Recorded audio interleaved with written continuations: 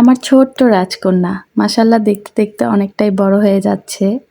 আজ প্রথমবার সে তার মাকে বার্থডে উইশ করেছে। তো রাত ১২টা বাজে একটি ছোট্ট কেক এবং ছোট্ট একটি মোমবাতি নিয়ে হাজির। বলছে, মা হ্যাপি বার্থডে টু ইউ। এটা যে একটা মায়ের কাছে কি যে আনন্দের সেটা বলে বোঝাতে পারবো না। আর আমার মনে হচ্ছে আমার থেকে ওর আনন্দ আরও বেশি, যেটা ওর মুখটা দেখলেই আপনারা বুঝতে পারবেন। তারপরে মেয়ের থেকে গিফট পাওয়ার পরে মেয়ের বাবা কিছু গিফট দিল, সেটি আপনাদেরকে দেখিয়ে দিচ্ছি। তো প্রথমেই একটি ফ্লাওয়ার গিফট করেছে, যেটা কিনা ছোটখাটো খুবই সুন্দর। আমাদের বিয়ের প্রায় অনেক বছর হয়ে গিয়েছে মাশাআল্লাহ, তারপরও আমার হাজব্যান্ড আমার বার্থডে ভুলে না। প্রত্যেক বছর আমার হাজব্যান্ড আমাকে কিছু না কিছু গিফট করে। আলহামদুলিল্লাহ, আল্লাহর কাছে এরকম একটা স্বামী পেয়েছি বলে।